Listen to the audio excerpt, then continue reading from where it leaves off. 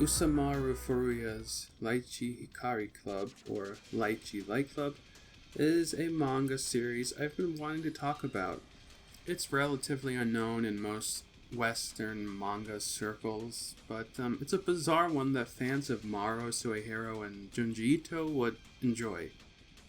Originally released as a short manga back in 2007, it's apparently loosely based on a small stage play put together by Norimizu Amiya back in the mid-80s, but good luck finding anything of that production.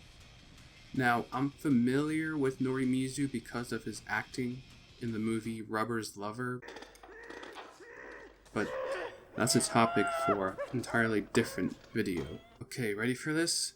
Lychee Light Club is a dark comedy horror hybrid based on a bunch of teenage boys who are obsessed with beauty, hate adults, and command a robotic Frankenstein monster to capture a beautiful girl whom they cherish as a goddess. A bit of a dark comedy, heavy on the satire. It spawned a short anime, a live action movie, all sorts of current stage plays, and a visual K-band.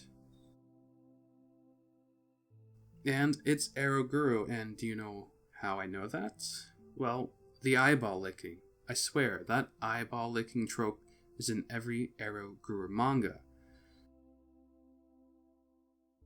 And like most examples of Japanese Guro, that is erotic grotesque, it has themes and scenes that would be considered highly offensive, downright bannable over here in the States.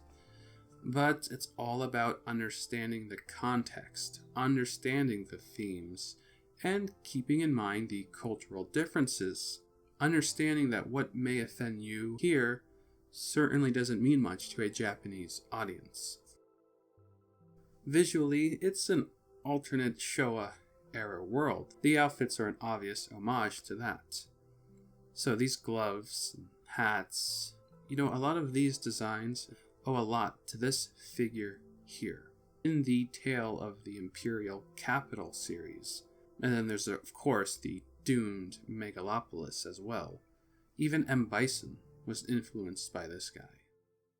Not much backstory is given to why the world is the way it is.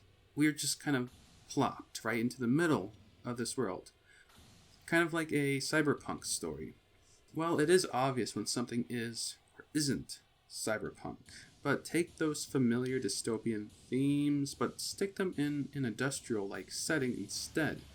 There's plenty of advanced technology in this one, but through the use of steel and metal. It reminds me a lot of Tetsuo the Iron Man. Many people say that's a cyberpunk movie. And again, it has a lot of the same themes. It's a world of iron and steel, ugly industrial, smog and smoke and the like. But that too isn't cyberpunk. So what about industrial punk? I don't know. So this group of teenage boys, they seem mature at first glance.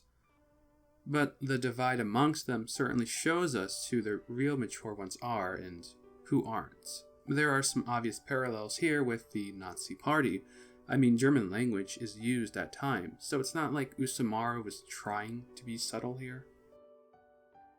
Now, there were later volumes released that go into the past, and we see these characters as younger kids and the humble origins. Tamiya, Dafu, and Kaneda were the original 3, but then a new kid came to town, known as Zera, a total loner, yet genius. The boys feel sorry for him and they let him into their group. As they get older, Zera takes over the role of leader. And Tamiya doesn't agree with most of what Zera does, but the group becomes like a cult, and leaving it just isn't seen as an option at that point.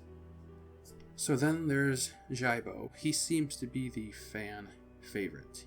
He's obviously mentally unstable, obsessed with Zera, which leads to all sorts of problems. Perhaps the most loyal, not exactly most stable, is Nico, sort of the muscle of the group. He's obsessed with Zera in his own ways. differently than Jaibo. See, Jaibo gets all of Zera's attention, so Nico tries to do anything he can to be noticed, even taking out his own eye as a means of loyalty. The rest of the group have much smaller roles.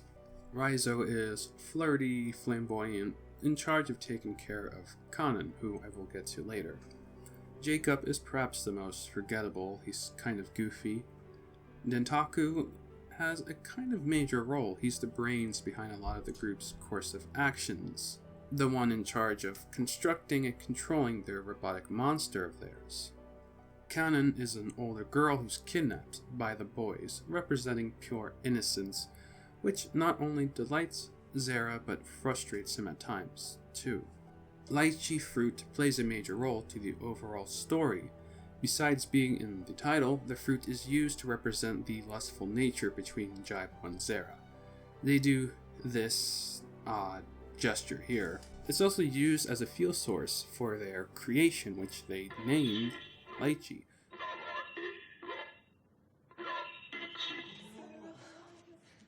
Apparently it's a fruit that represents beauty, and, well, Zera didn't want to use any sort of oil, because it's not beautiful. So when Lychee comes to life, he has a pretty cool vision. It's kind of like a Game Boy camera, and his sole purpose is to capture a beautiful girl. He comedically fails a few times, but then succeeds with Kanan. The moments when Kanan is alone with Lychee, which are pretty heartwarming, she plays music for him, they sing together. Kanan tries to get Lychee to not kill as he's ordered to, but what can he do? He's a robot. Now, the live action movie blends all three of the manga volumes together in some ways, a lot of it being a great adaptation, though there were a lot of unnecessary changes, and I can't fully recommend the movie because of these changes. Lychee looks amazing though. I much prefer this design over the one in the manga. The best way to describe Lychee Light Club is tragic. The way it slowly becomes more and more corrupt because of Zera's odd compulsions and Jaibo's disturbing obsession. It all makes sense though. I also like the character designs. I think Usamaru Furuya has a very unique style, and I always prefer when there isn't a happy ending, as I do believe we can learn much more from tragic stories like this. I'm not sure why this one never really caught on. I find it a very original manga, and for those of you who love gore, there's plenty of that here, but there's just a great story behind all of this.